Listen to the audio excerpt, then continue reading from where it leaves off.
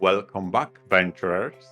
I am MR, and today with Taurus we're going to talk about split personality character theme in VNs. So, Taurus, what would make a character qualify for today's topic?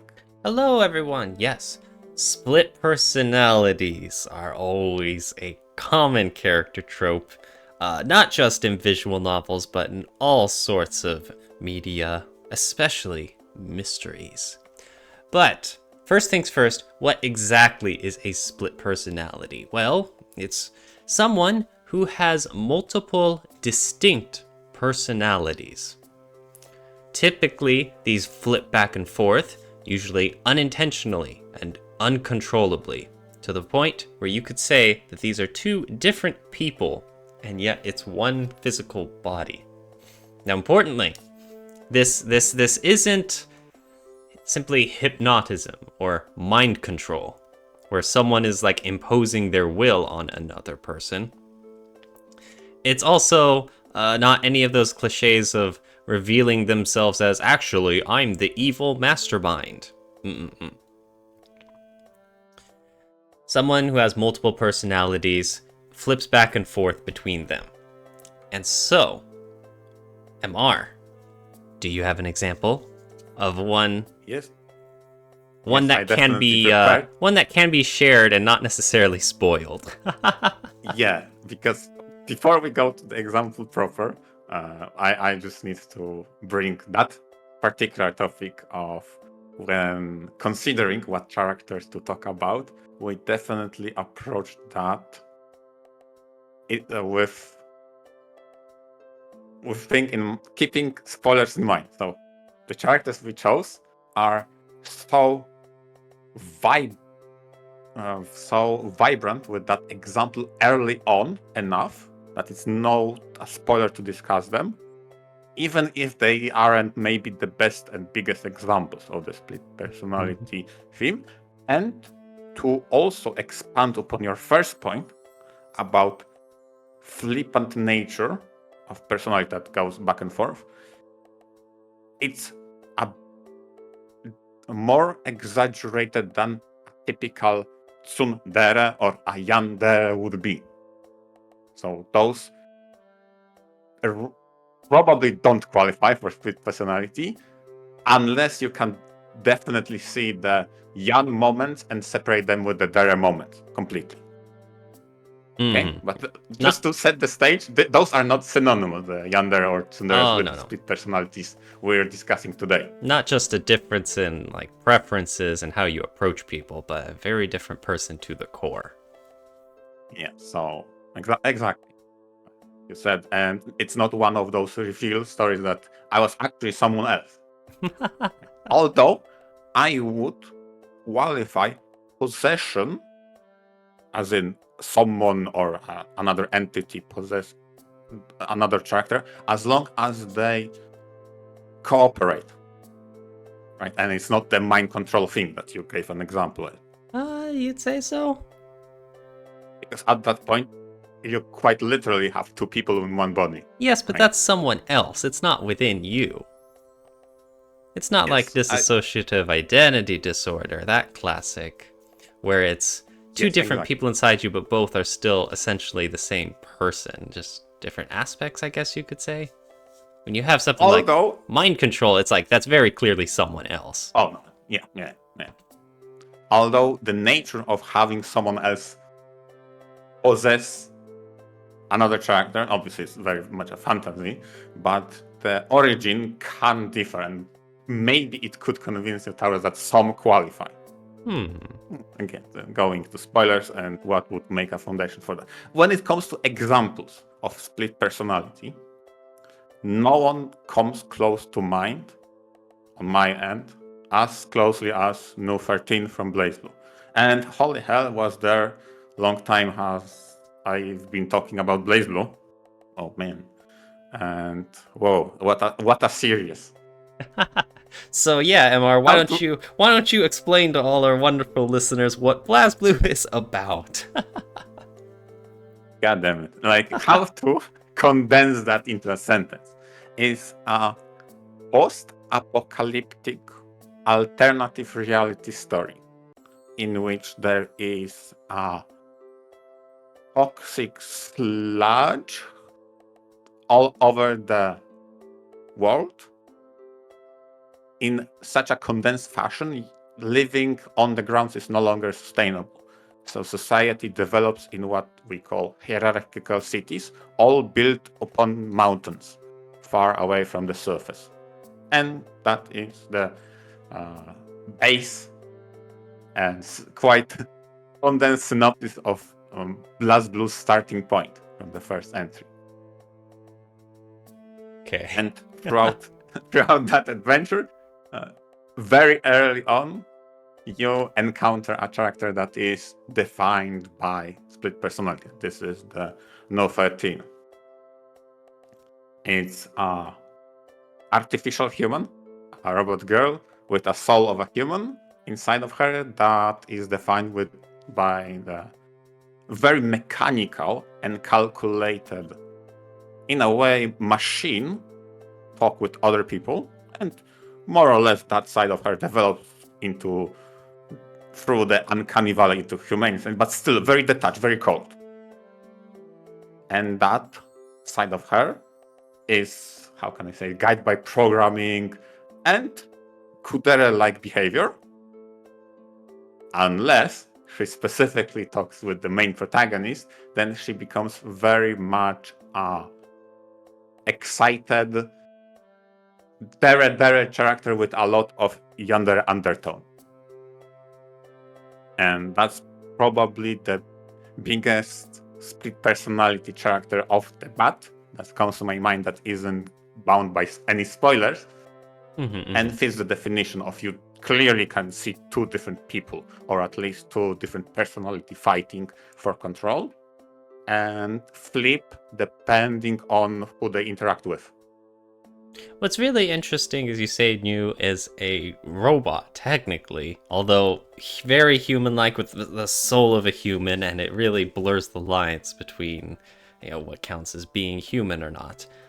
And so the whole personality aspect is it's a huge gray area in terms of what she's supposed to be like versus what she wants to be like, sort of that sort of different aspect to the whole situation.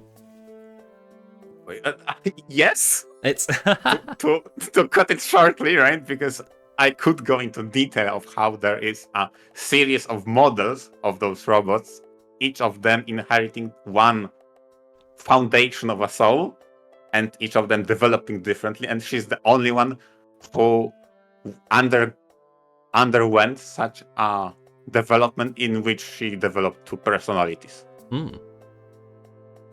No other result of that kind of procedure ended up this way.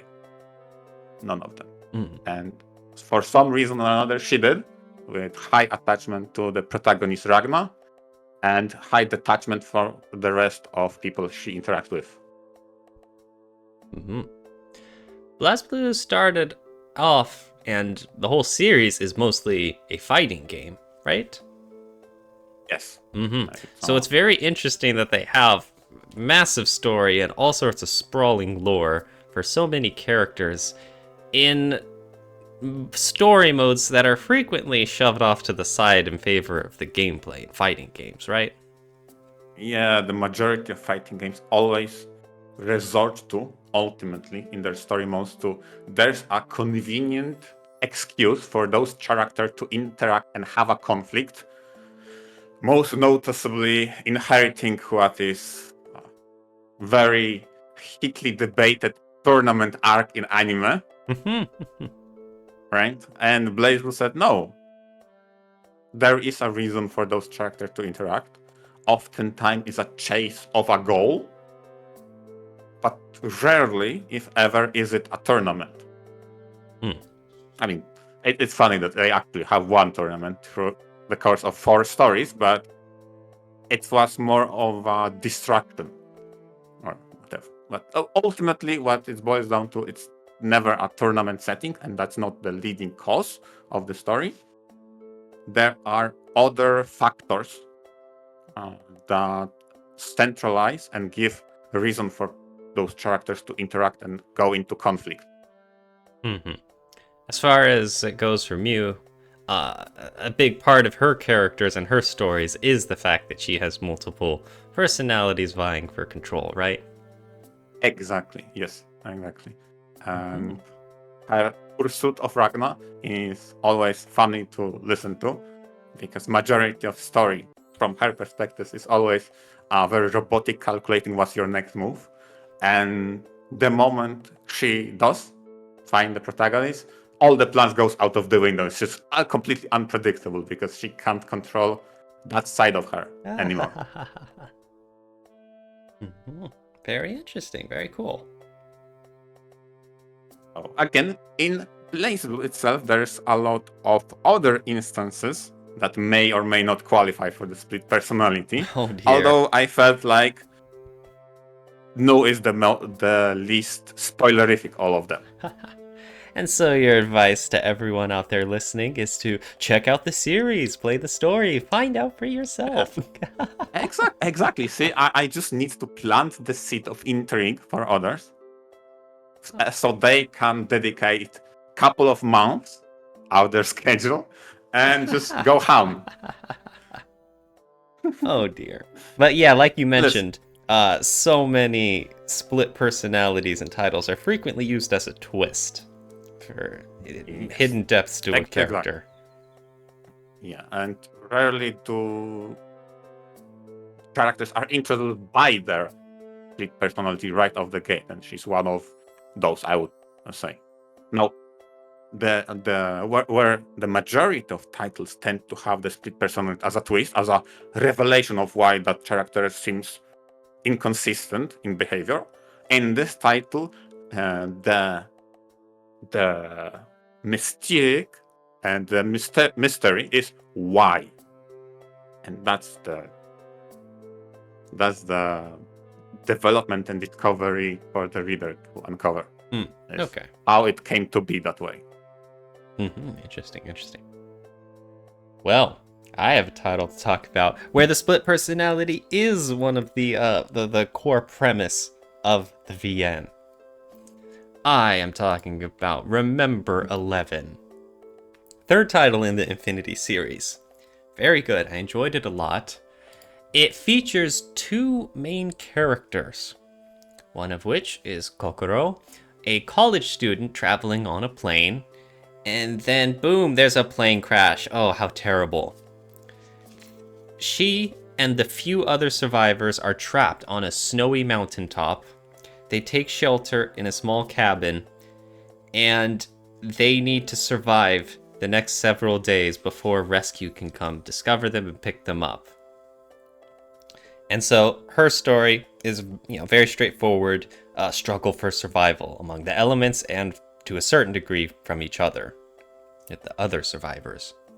The other main character is a guy named Satoru, a young man who, when we first see him, he falls from a clock tower.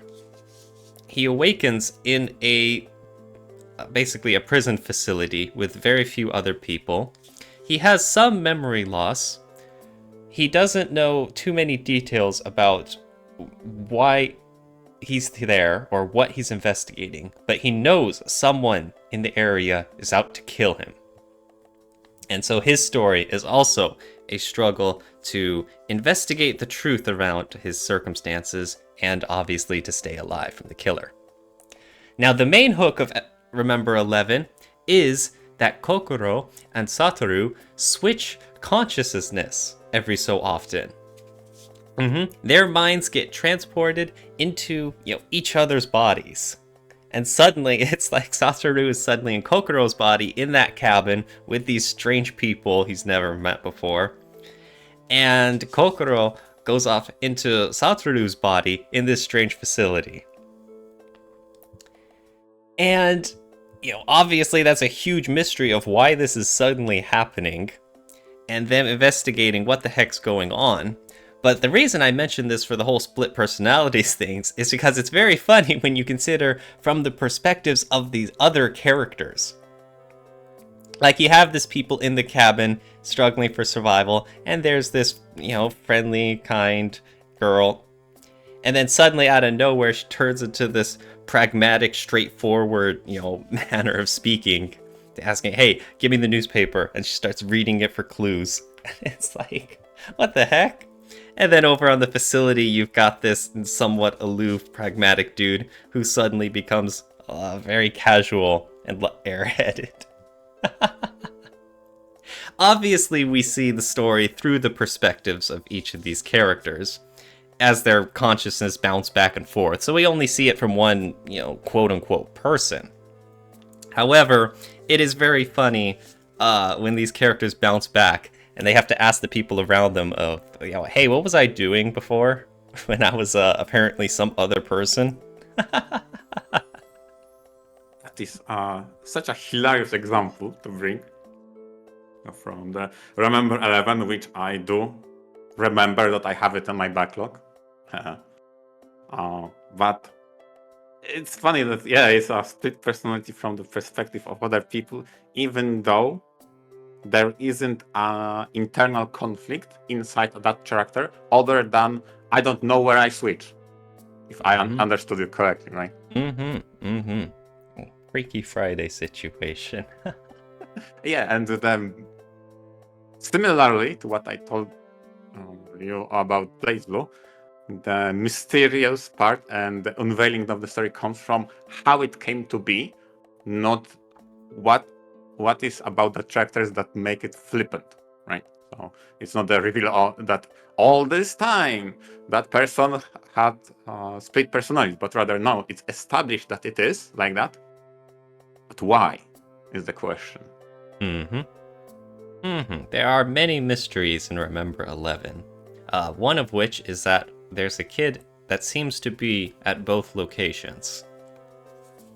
And so obviously it's very strange to pop into someone else's body in a totally different environment and say, "Hey, it's you again. What the hell?" I wonder how, I wouldn't say easy maybe, but how such a story bound by the premise of a character's flippant change in environment can lend itself to those characters' development. Like how they develop in the story? Yes, because now it's interesting because the development of those characters will stem from conforting to the environment. Obviously, they're both Yeah. in extreme situations, and they do develop, Yes. Accordingly, depending on the choices you make as well. But I don't want to get too much into detail in that. Yeah, obviously. Up to but you, dear listeners, to check out Remember 11. It's very cool. Yeah. I mean, that kind of premise sounds super intriguing. That's why I asked the question, not necessarily to know the answer, but rather in my mind, it races what kind of direction it can go into when such a character keeps switching environments and has to adapt on the fly. At the same time, has to go to the bottom of things to find the root cause of all those errant changes. Seemingly at random, but who knows? Maybe there's a pattern to uncover. Who knows, indeed. What's interesting is that there is one character who also has dissociative identity disorder, the typical case of split personalities. Keiko, a resident of the facility, she is locked up for mass murder. And she is in treatment where, apparently one of her personalities was extremely sadistic and violent, killed a lot of people, and now here she is locked up. And this adds another wrinkle of the whole split personality thing. When you have someone here who also seems to have that danger of transforming into someone else entirely at the flick of a switch, who knows how that will go down. Now it's even more intriguing because you have a classical example and a non-classical example in a shared environment of, how would Mhm. those two interact? Now that my mind is running rampant. Remember 11, it's one of my favorites. I very much enjoy it for the mysteries it raises, for the very interesting premise and how it unfolds when you have these two main characters in very different struggles for survivals, and it's in some ways how it gets so jarring when they have to get thrown headfirst into these other dangerous situations. All the while trying to make best use of their unique circumstances to piece together clues as best as they can, and worrying the whole while about what these other characters around them, what they know, what they're doing, if you can trust them. Yeah, and navigating that kind of web of relationship with characters gets increasingly harder if you take into the account that over the course of your, how I would say it, absence in a given body, everything can flip based upon the choices of that other character. So even though you could have gained trust of a person, who knows if you will lose it the moment you lose control. Or if someone else was in your body and did things, and suddenly other people are treating you differently, and again, it's like, what the heck happened while I was gone? Interestingly, that is a whole mechanical aspect of Remember 11. It starts in basically two halves, where your first route is from Kokoro's point of view, and you always follow her consciousness as she bounces back and forth, and you make a wide variety of choices along the way. When you basically get her true ending, then it unlocks Satoru's route, and then you go through the events of Remember 11 through his point of view. And what makes things really funky is that there's basically two simultaneous playthroughs and save states in Remember 11, depending on the choices you made as Kokoro versus as Satoru. Some of them are very innocent, like if Kokoro draws or doodles something on a piece of paper, it's your choice of like whether it's a dog or a flower or a hot dog or something like that.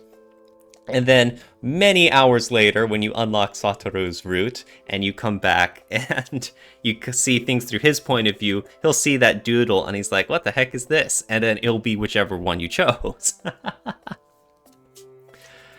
Very interesting. However, what makes this really weird is that you can retroactively change things. So like if you go back to an earlier Kokoro save into like at some point halfway through, and you make a choice that leads you to a bad end where like she dies, and then you go like loading up Satoru's save file and then get to that point in the story, obviously he's gonna do the whole body, mind switch thing, and he's gonna die too, because, So that, yeah, and that counts as its own dead end for purposes of completion. And mechanically, it's such a weird web of programming and playing it.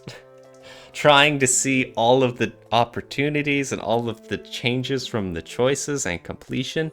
It's really difficult to describe, and it's really even more difficult to try and navigate it yourself when you're reading Remember 11. It's really one heck of a tangle to go through, and part of me is glad that I went through it, and also glad that I don't have to go back and do that again.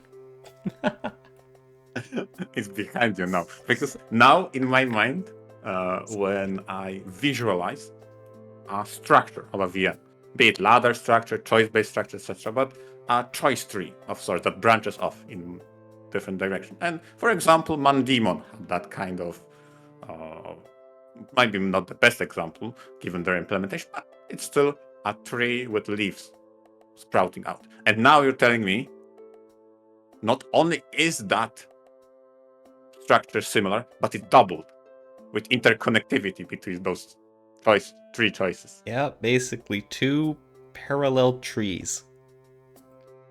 Ah, It is really that is, whack. Yeah. it's intriguing to say nicely and whack to say from the standpoint of trying to grasp that friendly. nature. Yeah. But like I said, yes, very interesting. I love seeing the split personality differences, both in how other characters treated you, and also the conventionally and the one side character who had a lot of mystery surrounding her because of it.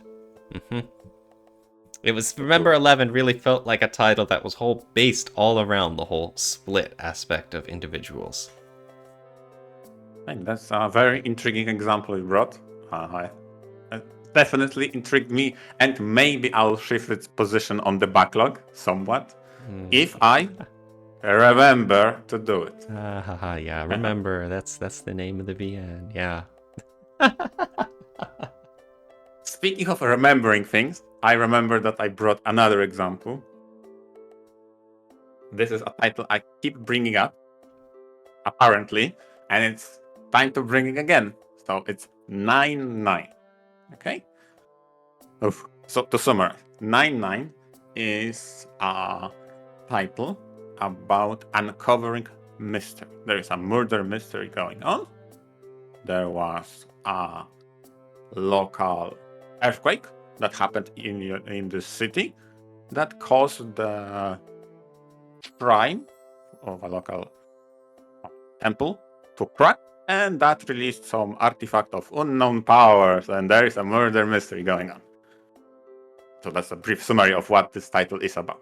And during the course of the story, you meet characters inheriting powers through those mystical artifacts, one of which is very early established as a character that keeps switching on and off, for lack of the better description. It's a character that seems to be characterized by being very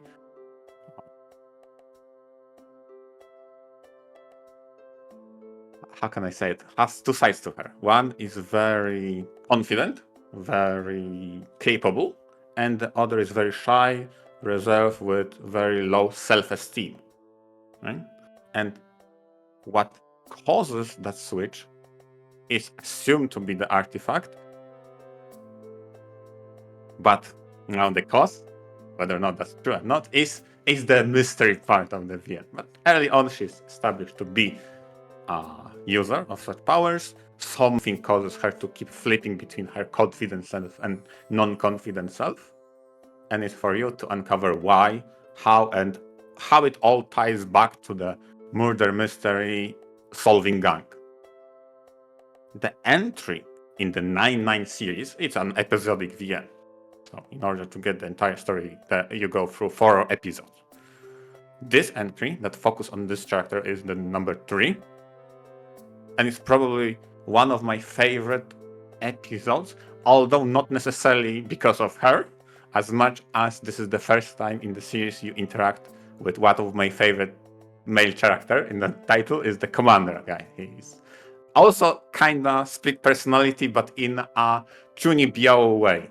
He's a very edgy in his moments in which he transforms from a regular, unassuming guy to someone who has a villain monologue out of nowhere.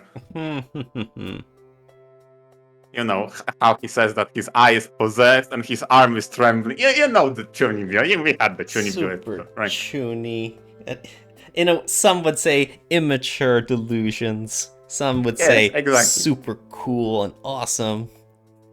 Like even the most common, normal things he makes to make edgy. So, for example, he's that kind of person who loves to gather with characters that tolerate him, not to say friends, in a McDonald's kind of setting, sit down and eat meal together, but can't keep himself from saying how he develops potions by mixing different soda drinks from the soda fountain.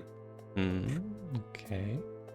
And that's his shtick, that he keeps flipping. Like, yeah, he's very wholesome, in his interaction with other people. But if they enable him, he goes off his runs again. And going back to the main character of this episode, her intrigue is something happened that made her internal struggle external and manifest in multiple characters. And the mystery is how to get to the bottom of it, how that came to pass. Very similar to the previous two examples when we picked characters that are safe to name as split personality defined and not spoil the experience, right? Okay. You mentioned earlier you mentioned the whole split thing of being a very confident, standout person and then being very shy and withdrawn. I'm trying to say, is this the sort of thing that you would say is closer to split personality, or would you say it's closer to like the whole tsundere thing you managed, where it's more so directed at one person, or how so? Oh, it's definitely more on the split personality because it's undirected. The moment she becomes confident, she becomes confident about everything, not against one character. Okay, yeah, that's an interesting way to phrase it. It's not I feel comfortable with you enough to exhibit a different kind of personality, which tends to be with tsunderes, right? And there is that kind of deres. Sure. But rather, for whatever reason, there is a flip, and now I'm confident again about everything and anything I'm doing. And then there's another flip, and now I'm not. Okay. Yeah. In a way, kind of like she's charged and then unplugged and uncharged. And deployed. 9-9 seems to have its colorful cast of characters, huh? Oh, definitely. I definitely did not approach that title thinking it would reside in my memory for that long as it is. I definitely count it among one of my favorites. Definitely. Nice. Well, I guess I'll have to tell you the same thing, where I'll bump it up alongside my backlog. At some point, I'll read it. That's what I tell myself. Exactly, but the important question on everybody's mind is, if you were to bump it on the backlog, would it overtake Evenical? No. Oh, good. Evenical number 1. Any split personalities in Evenical? I will refrain from spoiling. Spoilers? Spoilers? Okay, at the very least, what sparked this entire title, let's say, one of the titles I've been reading had a very cliched way of foreshadowing that. And this is kind of the basis of what I did with the thumbnail. It happens so often and so common when there's a mystique and mystery story going on. The moment you show characters contemplating over the mirror's reflection of themselves, I'm like, okay, split personality, 80%. Oh my goodness, absolutely. That's a classic. You have That the is such a dedicated CG of the character looking in the mirror and seeing the whole reflection. It's like, Yep. What could that mean? Anyways, without going too far into the weeds, now it's a good time to wrap up this episode. Thank you everyone for listening. I hope you very much enjoyed the topic, and I'm willing to guarantee many of you out there know examples of split personalities of characters in visual novels, but they're unfortunately too spoilery to share. How unfortunate. Exactly. I know. If you want to share some of them in the comments, please beware. Please, no spoilers. And with that being said, thank you very much, all our listeners, and venture out. Venture out.